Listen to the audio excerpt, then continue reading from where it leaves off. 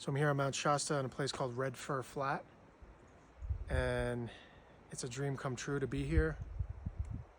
This mountain is very special and sacred, and I can't explain why I feel what I feel, but I feel just a sense of home and peace, and like there's nothing to think about or there's nothing to do. You're just feeling and relaxing and breathing, and I feel at home in my own body, and I feel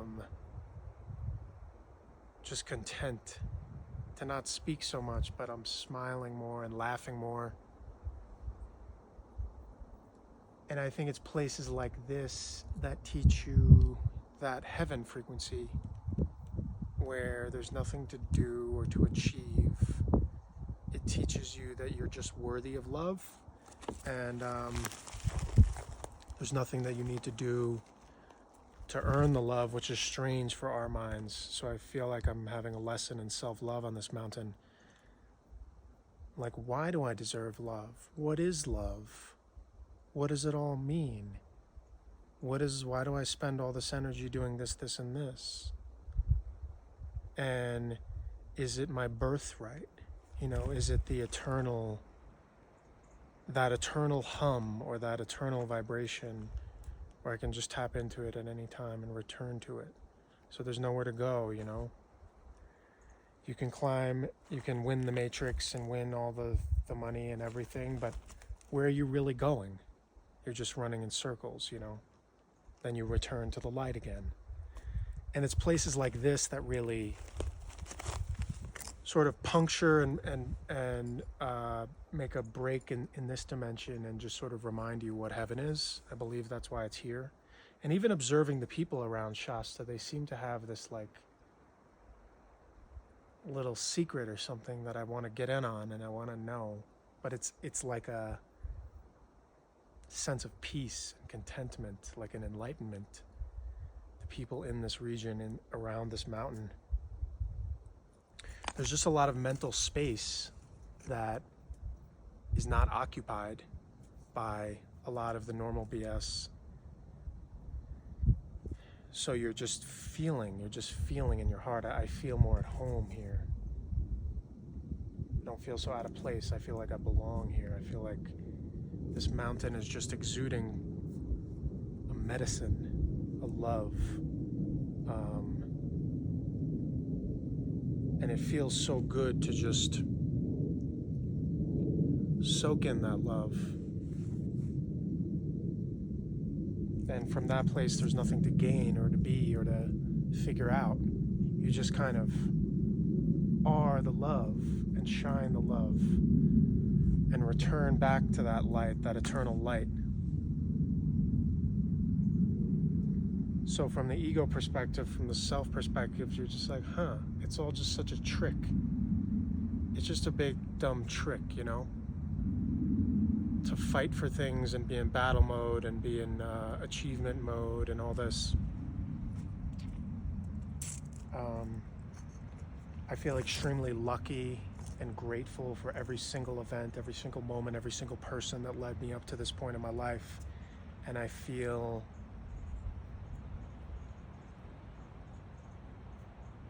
just so uplifted and having my faith restored, my battery restored just by being on this mountain.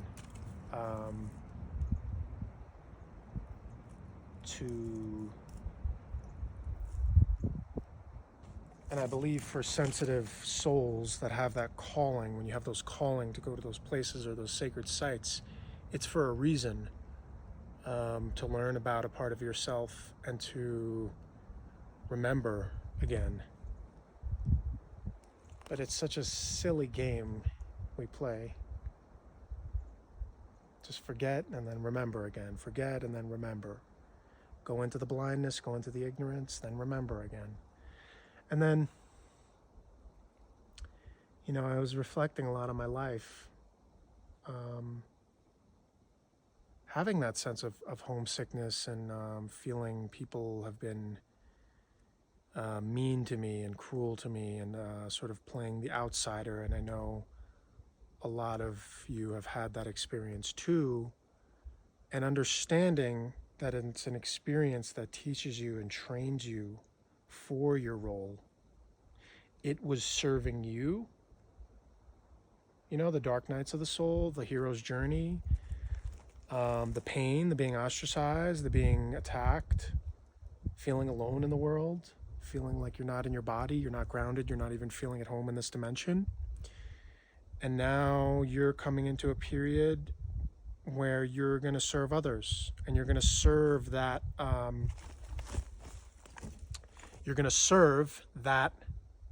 light, the creator, the piece of light that's in you, the piece of light that's in another. We all forgot, and we're all taking however long we take to remember. So it's so lucky. I'm so lucky, and it's a privilege to just remember that I'm just that light and nothing else. And thank God, it's a miracle. It's a miracle to remember that I'm just that light, just that eternal light outside space and time, and I don't have to be anything else. Thank God. Thank God I don't have to carry this stupid Peter character forever, you know? Thank God we don't have to carry these bodies forever. We just go back to this light, and then we serve the light within us. And we love ourselves. And I always wanted to have... I was always very alone and just very desperate for like real love and validation and am I enough? And I just want someone to hold my hand and give me a hug and tell me that I'm okay. Like tell me that I'm enough, so that I could believe that I'm enough, so that I could actually feel content in this body, in this experience, in this world. And I was always searching for that. And definitely a few people along the way have given me that gift, those angels that I have met, but it's to remember that it's just, that light is just you. It's just the light in me and the light in you, remembering together.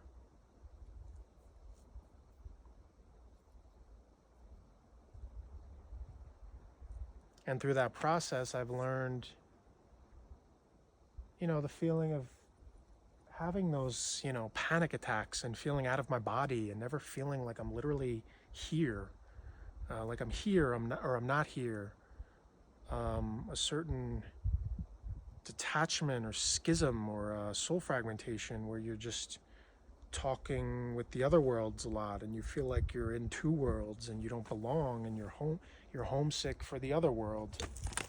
You're homesick for real love.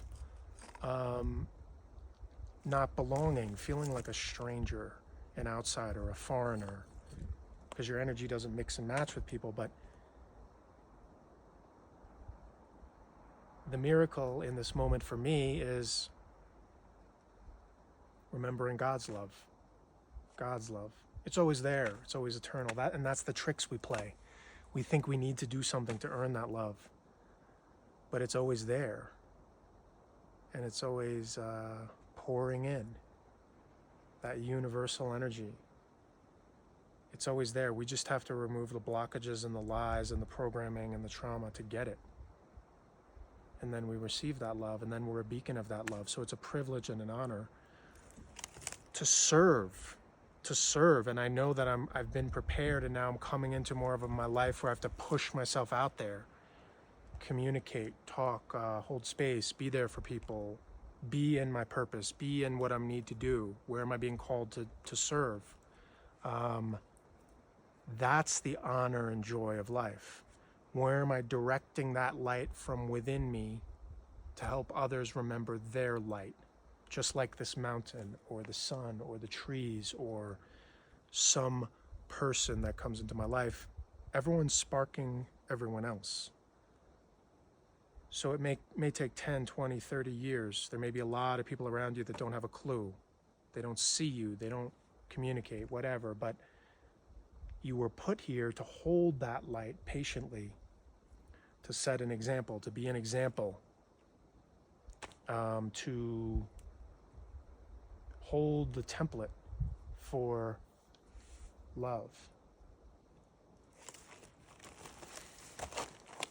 It feels like a funny game, you know? It feels like a funny trick that the world played. That maturity, or coming into maturity, is just realizing that there's no barrier between you and God, and you just need to know that you're worthy of God's love. And that's the energy that fills you with contentment, with peace, with fulfillment, with purpose. That no amount of popularity, no amount of money, no amount of achievement will ever, ever fill that hole in you. That's God's love, and God's light is filling you. Nothing else. And the joy of the sun is to shine. The joy of you is to shine. Is to share that love in every moment. Smile, laugh. That's it. That's it. See you later.